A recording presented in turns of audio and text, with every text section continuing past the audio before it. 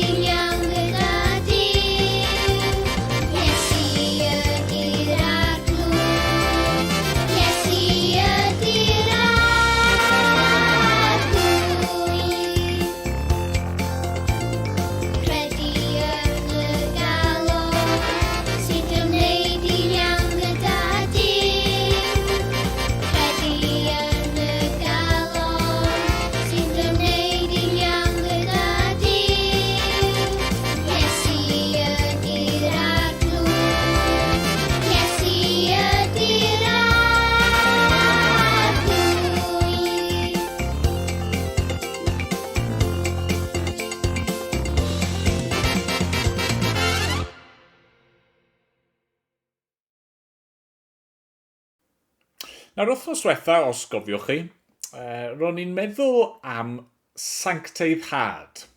Y broses yna o dyfu yn fwy sanctaidd. O roi yn pechod ni i farwolaeth a dod yn fwy tebyg i yr hyn mae Duw wedi fwriadu ni, dod yn fwy tebyg i'r arglwydd Iesu Grist ei hunan. A'r perygl, pan ni'n meddwl am bwnc fel sancteiddhad, yw bod ni yn tueddol o fod yn hynod o unigolyddol, yn individualistic. Ni'n meddwl am y peth yn hermau fy mrwydr i gyda phechod. Ac a dweud y gwir, dyma yw un o'n peryglon cyson ni fel Cristnogion yn y byd gorllewinol. Ni'n meddwl am bethau yn ormodol yn hermau fi. Fi fel unigolyn. Wrth gwrs, mae angen ffydd bersonol, ac wrth gwrs, mae'n rhaid i ni bob un i ddilyn yr arglwydd ar lefel bersonol, ond mae'r arglwydd wedi'n galw ni i fyw y bywyd yma mewn cymdeithas gyda Christnogion eraill. Wrth ddod i gredu, wrth ddod yn un ar arglwydd Iesu Grist, ni'n dod yn rhan o gorff Crist. Ni'n dod yn rhan o deulu y ffydd. Ni'n dod yn rhan o gymuned o ddisgyblion. Ni'n dod yn rhan o'r eglwys. A mae hynny mor bwysig. Mae hynny mor werthfawr. A mi'n siŵr bod ni wedi dysgu lot o wersi dros y flwyddyn diwethaf. Fi'n credu mae un o'r pethau mwyaf amlwg sydd wedi sefyll allan yw mae'r flwyddyn yma wedi dangos i ni'r angen am yr eglwys. Yr angen yma sydd yno ni am gael cymdeithas, am bod mewn perthynas clos, dwfn, real, gyda phobl i ni'n unedig gyda nhw, pobl i ni'n caru a sydd yn caru ni, pobl i ni'n gallu cyd-fyw gyda yn amyneddgar ac yn gallu cario beichiau ein gilydd. A ni'n chwilio am hynny, dyma'r math o gymuned mae pawb yn chwilio amdano, ac dyma'r math o gymuned sy'n cael ei gynnig i ni fel Cristnogion. Dyma'r math o gymuned ni fod i chwilio amdano, i geisio ac i weithio tuag ato fe fel pobl yr arglwydd Iesu Grist. A felly, be fi eisiau ni'n wneud wrth i ni edrych ar yr adran nesaf yma? Fi eisiau i ni ystyried be sydd gan y pethau yma i'w ddweud wrthyn ni fel corff, fel cymuned, fel eglwys. A'r peth cyntaf fi'n credu sydd yn dod drosodd yn glir yw ein bod ni i fod yn gymuned sy'n caru i gilydd. I ni fod yn gymuned o bobl sydd yn caru i gilydd. Mae Ioan yn dechrau'r adran nesaf yma yn adnod 7, gyfeillion annwyl, ac yna'n dechrau sôn am orchymyn.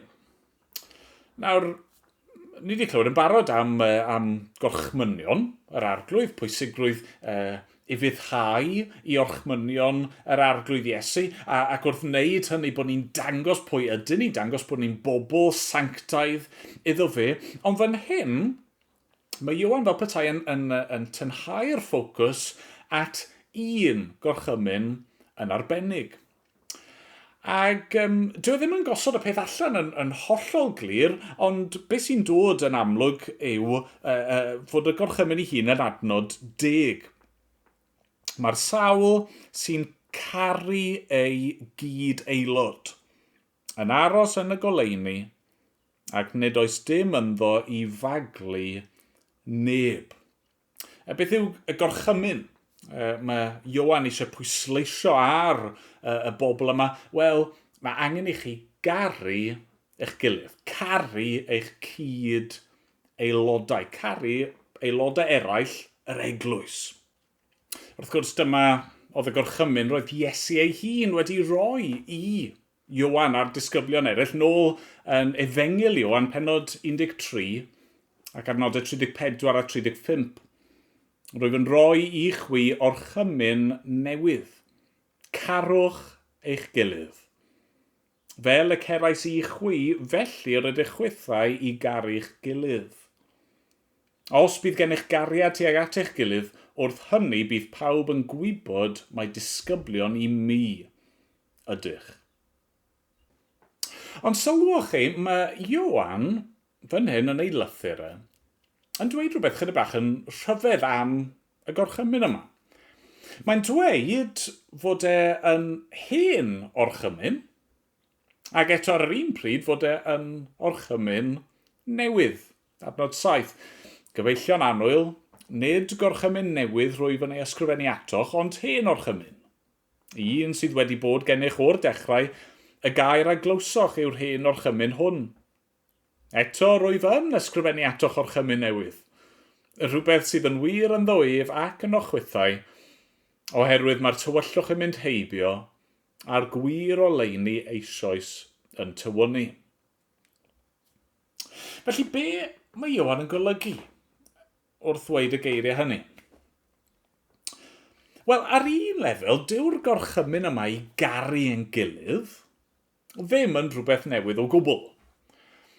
A gallwn ni ddim mor bell a dweud fod mor hen a'r ddynoliaeth pan nath Duw creu Adda ac Efa, pobl, ei fwriad ar ein cyfer ni oedd y bydden ni yn caru'n gilydd. A mae'r gorchymyn yma yn sicr mor hen a cyfraith yr Hen Testament. Oedd pobl Israel wedi cael ei gorchymyn bod nhw i garu eu cymydog fel nhw eu hunan. Mae'n hen orchymyn sydd, wel, yn sicr mor hen a dysgeidiaeth yr arglwydd Iesu, fel ni newydd i ddarllen yn Ioan 13. Y ddysgeidiaeth yna oedd yn cael ei ffasio ymlaen gan yr apostolion i'r bobl yma wrth iddyn nhw gredu yr Efengil. Felly mae'n hen orchymyn, mae'n rhywbeth o'n nhw'n gyfarwydd gyda ar un olwg, ac eto, ar yr un pryd mae Ioan yn dweud fod yn orchymyn newydd. Sut? Pam? Wel, mae'n newydd oherwydd yng ngoleuni datguddiad Duw yng Nghrist, mae'n rhywbeth nawr sydd wedi newid. Ni'n cael hint o hynny wrth Ioan dweud fod y tywyllwch yn mynd heibio. Mae'r gwir o leini eisoes yn tywynnu. Be sydd wedi newid? Wel, Wel, mae'r eglwys wedi dod i fodolaeth. Bellach, nid trwy perthyn i genedl Israel roeddech chi yn gallu dod i berthynas gyda Duw ac yn gallu hawlio a ddiwydion Duw. Na, mae hynny'n digwydd nawr trwy eglwys yr arglwydd Iesu Grist. Yr eglwys yma sydd yn gynyddol yn cael ei wneud lan o bobl o bob llwyth a iaith, pob oedran, yn wryw a benyw, yn gaeth ac yn rydd. Dyna pwy mae Ioan yn cyfeirio at nhw wrth sôn am rhaid i chi garu eich cyd aelodau. Gyda chi fi roi esiampl i chi, jyst i drio wneud y peth ychydig yn gliriach. Yn ein tŷ ni, mae yna reol cyffredinol neu egwyddor i ni'n hoffi bwysleisio, sef bod rhannu yn bwysig. Mae rhannu yn beth da. Ni ddim eisiau bod yn hunanol a cadw pethau ni'n hunan, i ni'n rhannu. A pan gaethon ni blentyn gyntaf, Ania, wnaethon ni i dysgu hi mor bwysig yw rhannu. Yna gaethon ni ail blentyn, Elsie. Oedd y reol ddim di newid. Yr un reol oedd di bod yn wir, yr hen orchymyn yma i rhannu, mor bwysig yw i rannu. Ond nawr bod Elsie yno, roedd y dynamic di newid. Oedd Ania nawr yn gorfod rannu gydag Elsie. Yna, pan gaethon ni'n trydydd plentyn ni, Molly, eto, oedd y reol ddim di newid, yr un egwyddor oedd mewn lle, yr un orchymyn, ond nawr oedd rhaid i'r tair ohonyn nhw i rannu. Oedd y ffordd oedd rannu'n edrych yn mynd i fod yn wahanol o hyn allan. Chi'n gweld, be mae Ioan yn dweud yw, dyma'r un gorchymyn sydd wedi bod erioed, ond nawr, eich chi fel Cristnogion, eich chi'n rhan o eglwys. Chi, bobl fi wedi bod yn annog i fyw yn sanctaidd, chi ddim yn gwneud hynny ar ben eich hunan, chi'n gwneud e fel rhan o gymuned o bobl, teulu'r ffydd. A mae'r aelodau yma, eich cyd aelodau chi, maen nhw'n mynd i fod yn wahanol i chi mewn pob math o ffyrdd. Ac eto mae gennych chi'r un peth yma'n gyffredin, chi'n bobl yr arglwydd trwy ffydd yng Nghrist. A nawr, meddai Ioan, mae'n undod ni yng Nghrist yn goresgyn pob gwahaniaeth, pob amrywiaeth, pob cymeriad a phersonoliaeth a diddordeb. Mae'r pethau hynny ddim mor bwysig bellach ar ffaith bod ni'n un yng Nghrist, a felly'r gorchymyn sydd gyda ni nawr yw i garu ein cyd aelodau yng Nghrist. Fel mae Crist wedi'n caru ni, rwy ni fod i garu ein gilydd. Yn ei lythyr cyntaf at y Corinthiad, mae'r apostol Paul efo pennod enwog iawn sy'n sôn am gariad. Na i ddarllen rai adnodau i chi nawr. 1 Corinthiad 13. Dechrau'n adnod 4. Mae cariad yn amyneddgar. Mae cariad yn gymwynasgar. Nid yw cariad yn cenfigeni, nid yw'n ymffrostio, nid yw'n ymchwyddo. Nid yw'n gwneud dim sy'n anweddus. Nid yw'n ceisio i ddibenion ei hun, nid yw'n gwylltio, nid yw'n cadw cyfrif o gam. Nid yw'n cael llawenydd mewn anghyfiawnder, ond mae'n cyd-lawenhau ar gwirionedd. Mae'n goddef i'r eithaf, yn credu i'r eithaf, yn gobeithio i'r eithaf, yn dal ati i'r eithaf. Dyma sut mae'r eglwys fod i edrych.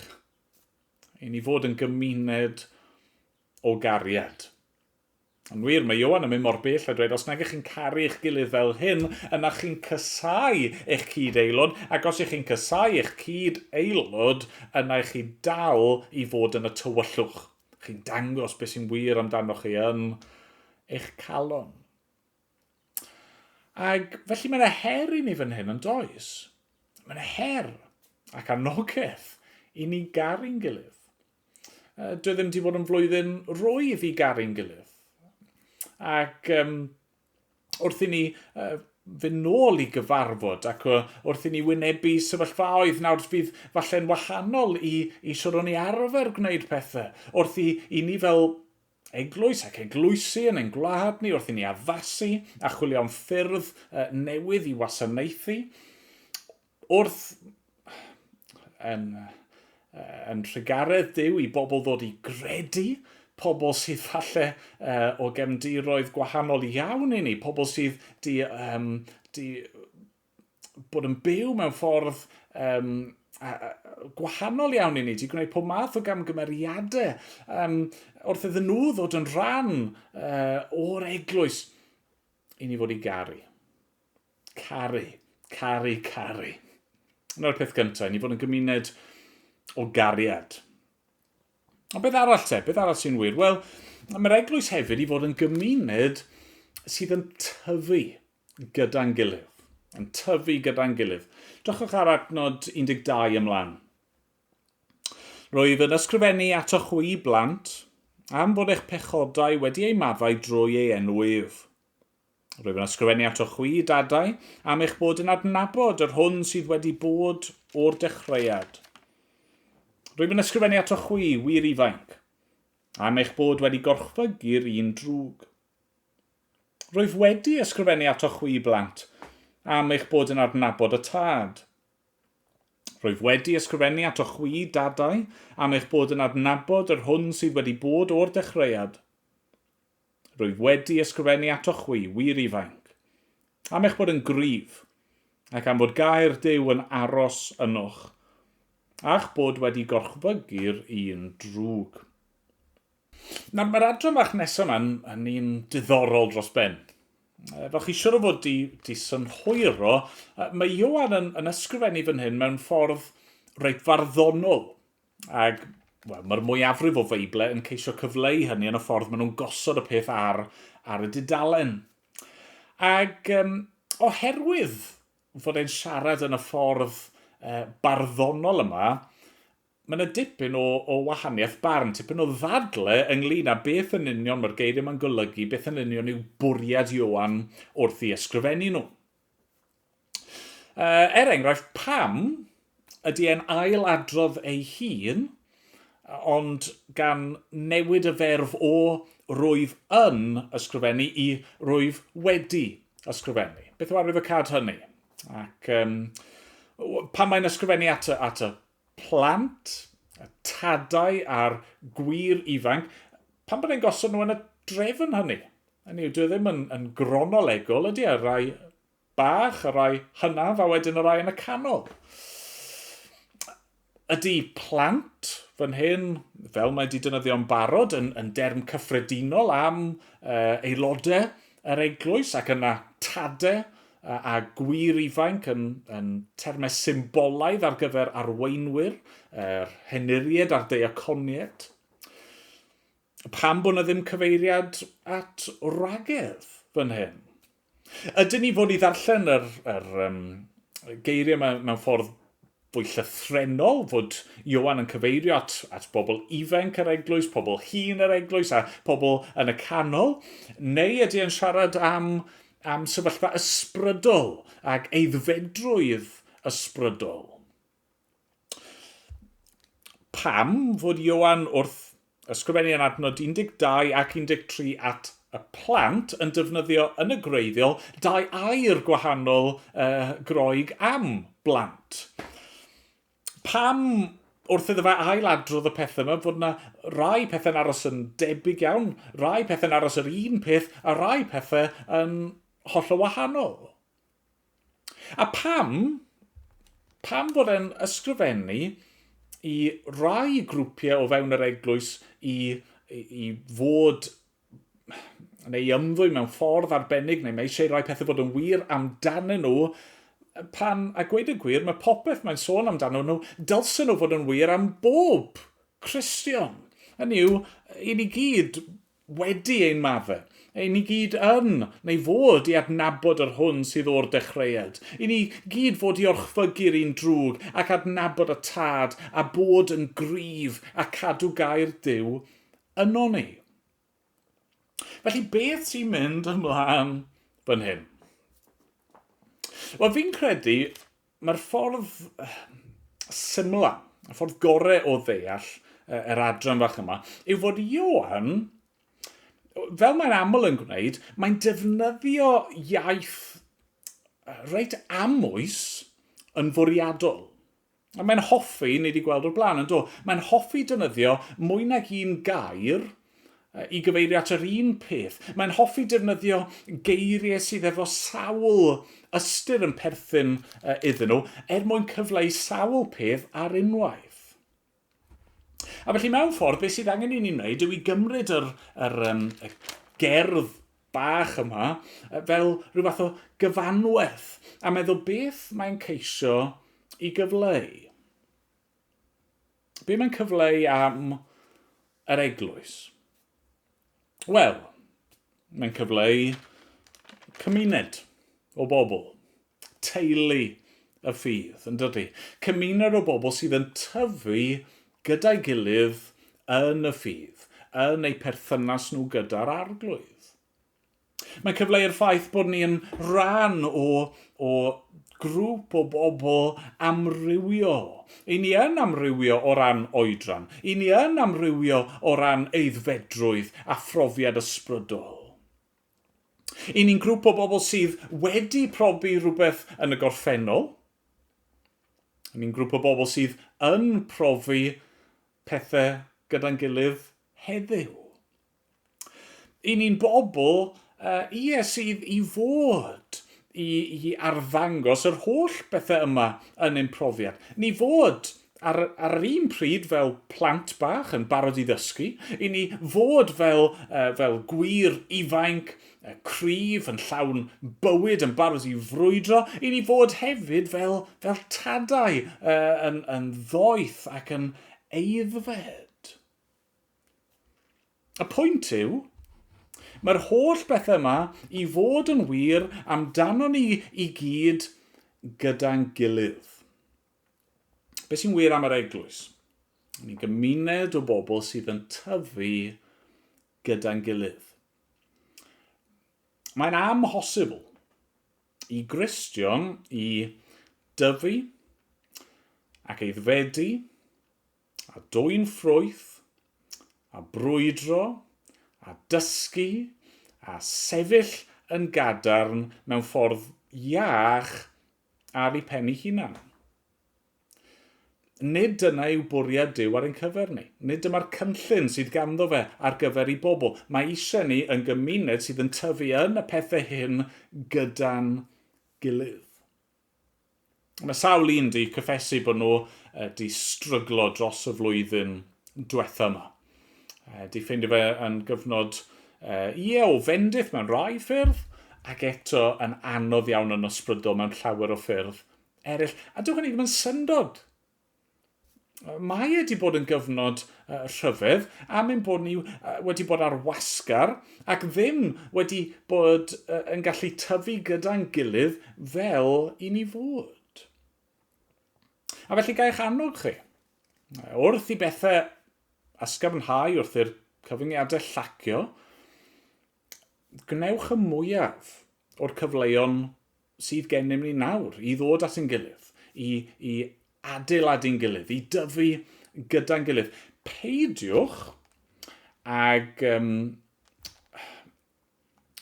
llithro i batrwm o fyw nawr fel taswn ni dal dan glo.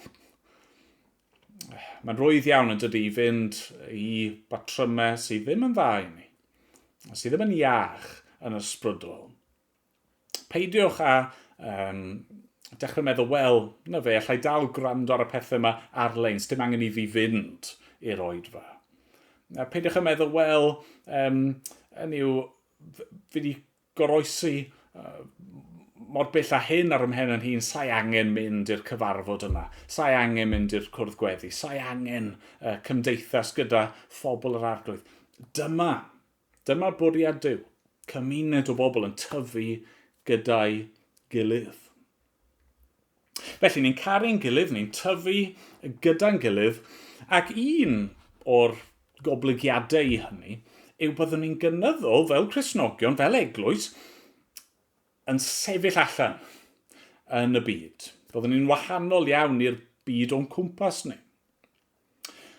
A felly mae'n hollol hanfodol bod ni'n sefyll gyda'n gilydd. Dyma'r pwynt ola. Cymuned sy'n sefyll gyda'i gilydd.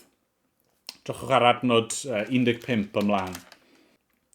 Peidiwch a charu'r byd, na'r pethau sydd yn y byd. Os yw rhywun yn caru'r byd, nid yw cariad y tad ynddo. Oherwydd y cwbl sydd yn y byd, trachwant y cnawd a thrachwant y llygaid a balchder mewn meddiannau, nid o'r tad y mae, ond o'r byd. Mae'r byd a'i drachwant yn mynd heibio. Ond mae'r sawl sy'n gwneud ewyllus Duw yn aros am byth. Nawr wrth gwrs, pan mae Ioan yn dweud fan hyn bod ni ddim i garu'r byd, dyw e ddim yn golygu bod ni i beidio a dangos cariad at y byd. Na, gallai ddim golygu hynny. Mae'r arglwydd Iesu ei hun yn annog ni i garu ein gelynion. Ac wrth gwrs, mae dych chi'r adnod, un o'r adnodau enwog yn y Beibl, canes felly carodd Duw y byd. Na, pwynt Ioan fan hyn yw ein bod ni fel eglwys sydd yn caru'n gilydd, eglwys sydd yn gymuned o ffydd, yn tyfu gyda'n gilydd, i ni fod ar wahân i'r byd. I ni ddim yn perthyn mwyach i'r byd. Na, i ni fod i garu ein cyd aelodau. Dyna lle mae'n emrwymiad ein teyrngarwch penna ni nawr, a Dduw a'i bobl e. I ni fod, i dyfu gyda'n gilydd, dyna'n blaenoriaeth penna ni nawr. Nid trasar ôl pethau'r byd yma, ond trysori yr hyn mae Duw yn ei ddweud sydd yn dda ar ein cyfer ni. Ein eneidiau ni, ein etifeddiaeth trygwyddol ni. A felly mae Ioan yn dweud mae eisiau chi i beidio a charu'r byd. Mae angen i ni osgoi dylanwad drygionus y byd. Dyma un o'n peryglon penna ni. Mae'r diafol a'r cnawd a'r byd yn ceisio ein baglu ni. Yn ceisio cael ni i syrthio, i tynnu'n golwg ni oddi wrth yr arglwydd. A mae Ioan yn dweud, na, peidiwch. Peidiwch cael eich temptio. Peidiwch a charu'r byd na'r pethau sydd yn y byd. Nawr, pam ddim? Pam ddim? Falle bod yna'n gwestiwn sydd yn dod i'ch meddwl chi. Mae yna bethau sydd i weld mor apelgar o'n cwmpas ni. Pethau chi'n ffeindio'ch hunan eisiau mynd ar ei hola. Pam ddylsyn ni beidio? Wel, mae yna sawl reswm sydd yn amlwg iawn hyd yn oed yn yr adnodau hyn yn does. Gyntaf i gyd, i ni ddim yn gallu gwasanaethu dau feistr. Eich chi methu gwneud hynny, chi methu bod yn deyrngar i ddau feistr. Ac be mae Ioan yn dweud yw fel pobl yr arglwydd, i chi fod i garu y tad. Chi fod i garu Duw. Os ych chi'n caru'r byd, os mae dyna yw eich ffocws a'ch blaenoriaeth, os mae dyna sy'n cymryd eich amser a'ch egni a'ch serchiadau chi, yna, wel, nid yw caru'r y tad yno chi. Chi'n caru y pethau sydd yn perthyn i'r byd yma a sydd ddim yn perthyn i Dduw. A gweud y gwir, a dyma reswm arall, mae'r pethau sydd yn y byd, mae nhw'n wrthyn i Dduw. Maen nhw'n mynd yn groes i Dduw. Mae'n sôn fan hyn yn dydi am trachwant y cnawd a thrachwant y llygaid a balchder mewn meddiannau. Hynny yw, mae'r pethau yma i ni'n gweld nhw a ni eisiau nhw. Y pethau yma i ni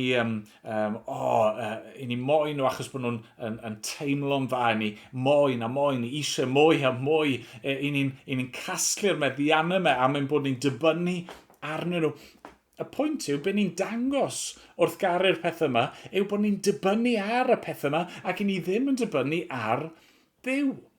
I ni'n troi nhw'n eilinod ac yn ei addoli nhw yn hytrach nag addoli y Duw byw. I ni'n gadael i'n synhwyrau ni, i'n rheoli ni, yn hytrach na bod ni yn ceisio'r arglwydd a'i deyrnas ei.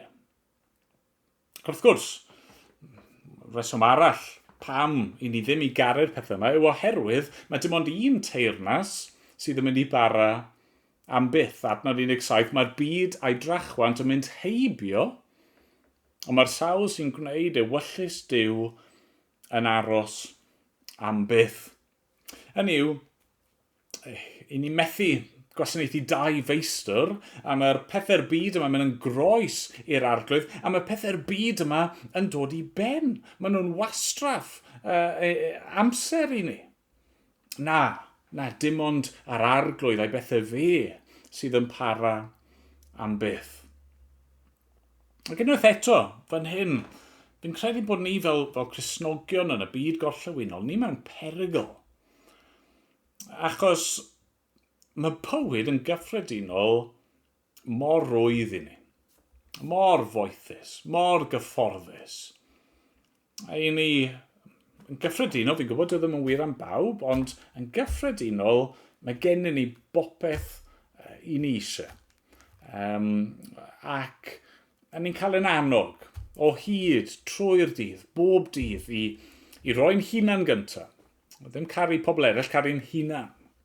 Nid ceisio tyfu yn fwy agos at yr arglwydd, ond i ceisio pethau'r byd yma. Be sy'n teimlo'n dda i ni? Be sy'n edrych yn dda i ni? Be sydd yn mynd i roi boddhad i ni? A dyna'r neges ni'n clywed o hyd ac o hyd ac o hyd. A mae Ioan yn dweud na. Dyma pam i ni angen yr eglwys. Y cymuned yma o bobl sydd yn mynd i sefyll gyda'i gilydd. Pan i ni ar ben yn hun, mae'n llawer rwyddach i gael ein llygad yn ni.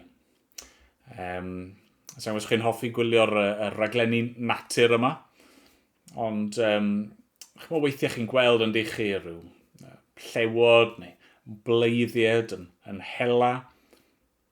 Pwy maen nhw'n targedu? Wel, y rhai sydd, yr anifeiliaid hynny sydd wedi crwydro i ffwrdd, y rhai sydd yn bell o'r dorf fel petai, rai sydd ar y mylon yna. Wel, mae'r diafol a'r byd, maen nhw'n prowlan fel llew, maen nhw'n chwilio am unrhyw ffordd i'n cipio ni. Ac felly, os i ni ar ben yn hunan, os i ni'n ynysu'n hunan, i ni'n targedau cymaint yn rwyddach iddyn nhw. Na, i ni fod yn gymuned o bobl sydd yn sefyll gyda'n gilydd. Yn caru'r byd, yn gwasanaethu'r byd, yn maddau'r byd pan i ni'n cael ein casau a'n herlyd wrth gwrs. Ond yn sefyll hefyd ac yn dweud, i ni'n perthyn i deyrnas sydd ddim o'r byd hwn. A mae gennym ni drysor yn y nefoedd sydd yn rhagori ar pethau'r byd hwn. Ac dim os beth i chi'n gweud, dim os beth i chi'n neud i ni ddim mynd i garu y byd yma. I ni'n mynd i garu yr arglwydd. I ni'n mynd i sefyll yn gadarn drosto fe. I ni'n mynd i garu ei bobl e. I ni'n mynd i dyfu yn ein ffydd ni. Ac i ni'n mynd i sefyll yn gadarn ynddo fe tan y diwedd. Gyda'i eglwys e. Achos hyn sydd dda i ni. Diolch i'r arglwydd am ei air un i'r bore yma. Gyda'ch ni weddiod yn gilydd. O arglwydd ni, yn diolch i ti am y fraint sydd yn ni o fod yn bobl i ti, yn rhan o dy eglwys ti. Ni'n gofyn nawr wneud i gymryd y pethau yma ni wedi clywed a'i dysgu ac ymwneud i ei gosod nhw yn rymus nawr ar ein calonau ni. Arglwydd os i ni yn bobl i ti, helpa ni i fyw mewn ffordd sy'n dy blesio di ac ymwneud â'r eglwys yn gywir. Ac os i ni ddim eto wedi credu o arglwydd, a wneud i ddangos i ni'r hyn sydd yn cael ei gynnig i ni yn awr. O Dad, bydd gyda ni, felly. Amen bod ni'n gofyn yn enw ac yn heiddiant yr arglwydd Iesu Grist. Amen. Amen. O, gadewch i ni ganu emyn eto gyda'n gilydd cyn bod ni'n gorffen.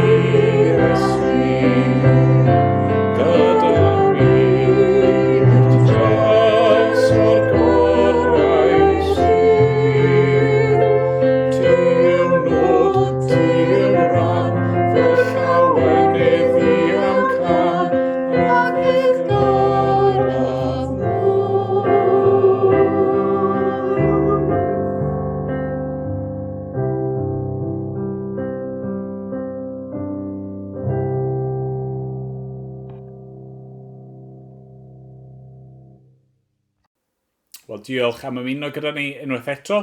Os hoffech chi dderbyn fwy o wybodaeth amdano ni fel eglwys, am ein cyfarfodydd ni, os hoffech chi ymuno gyda ni ar Brynhawn Sul am 5 o'r gloch yn yr eglwys newydd, yna plis cysylltwch â ni trwy'r e-bost fydd ar y sgrin mewn ychydig bach.